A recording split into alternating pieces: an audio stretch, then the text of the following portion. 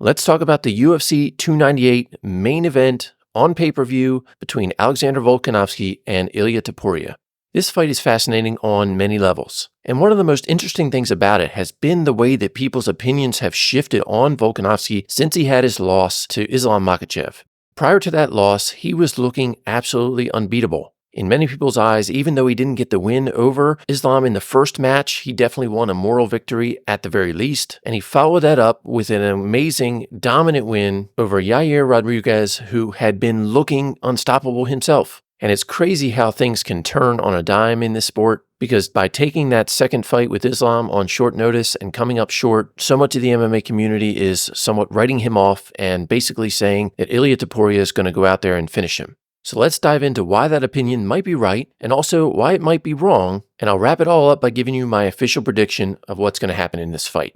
The biggest unknown when it comes to Volk right now is his recovery from the knockout loss. Most of the arguments against him for this fight have been hinging around the idea that he's coming back too soon from a knockout and that it's going to be that much easier for Topuria to go ahead and knock him out again, or that his headspace won't be right and therefore that's going to affect his performance.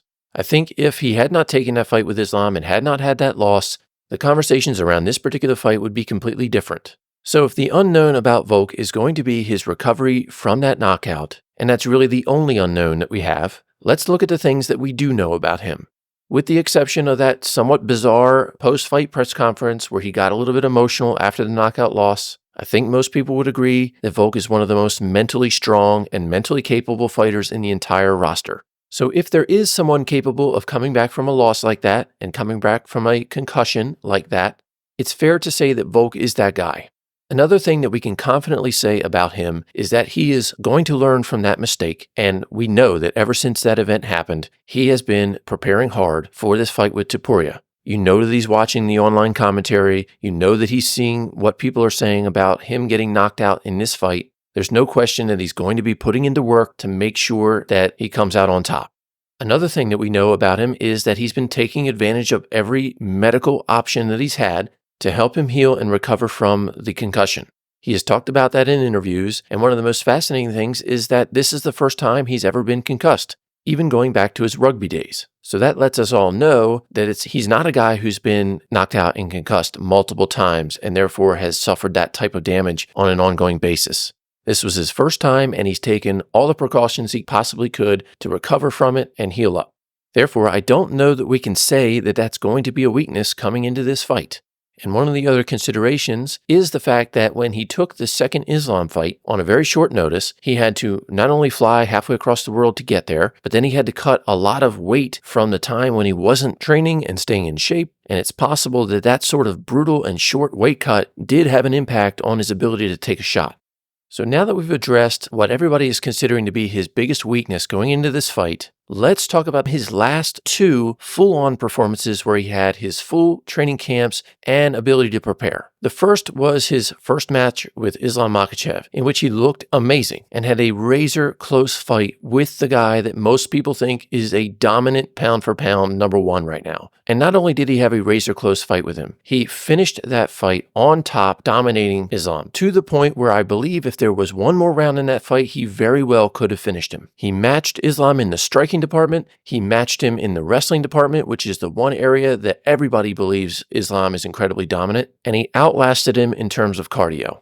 Now, if we move on to his next performance against Yair Rodriguez, I think that fight is very interesting to look at as we then look forward to this upcoming fight with Ilia Topuria. When I look at Yair and Ilia, I see a lot of similarities between these two guys. They're both thin, very fit, dominant sort of strikers, and while they both have impressive records, with Ilia being currently undefeated, I do think that Yair definitely had fought the better competition in the lead up to his fight with Volk. If we look at one similar opponent that they had that we can compare to, Ilia and Yair have both fought Josh Emmett, and in the case of Yair, he finished Emmett in the second round, whereas Ilia went to a 5-round decision, and in that last round, Josh Emmett was starting to come on and really put it on him. Now, in fairness, Ilia took him down about halfway through the 5th round and just sort of held him there for the most part, but prior to that, it was competitive in the 5th round. So I think that there's a lot that Volk can take from his fight with Yair Rodriguez that will then apply to his fight here with Ilia Topuria.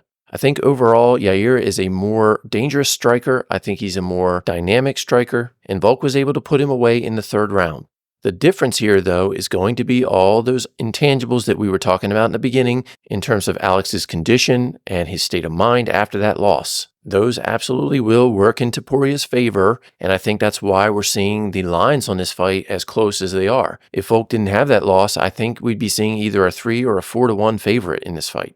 So with all that said, let me give you my official prediction and what my plan would be if I was to bet on this fight, which, by the way, is not financial advice or betting advice, just to be clear.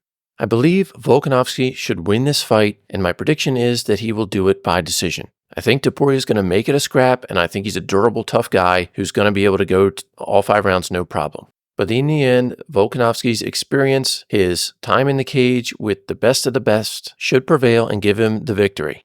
And I will say, with the money lines on this fight being almost even, I think if you do believe that about Volkanovski, it's a very compelling opportunity to bet on him. However, I will say there is something in the air about this fight, and it's going to have me nervous. I personally want to see Volkanovski win and bounce back from his loss because I don't think that was deserved. But like I said, there's something in the air with this fight, and it just has me a little concerned to the point where I will not be placing a bet on Volkanovski to win this fight. In fact, if I do anything, it will be to put a small bet on Topuria so that I can have that sort of feeling of winning either way. But because Topuria is somewhat even money, I don't think it makes sense to put any sort of big wager on him. In the end, I will be disappointed if Volkanovski loses this fight, especially if he gets another knockout. And if that was to happen, I really would start to think it's the end of his career. But I love a comeback story. I want to see one here. And Ilia Topuria has all the time in the world to do big things in the division. So that's going to be it for this fight prediction. I would love to hear your thoughts down in the comments below. Let me know who you think's going to win and by what method and what round. If you enjoyed this, be sure to like and subscribe for the future. Thanks as always for being here, and have a great rest of your day.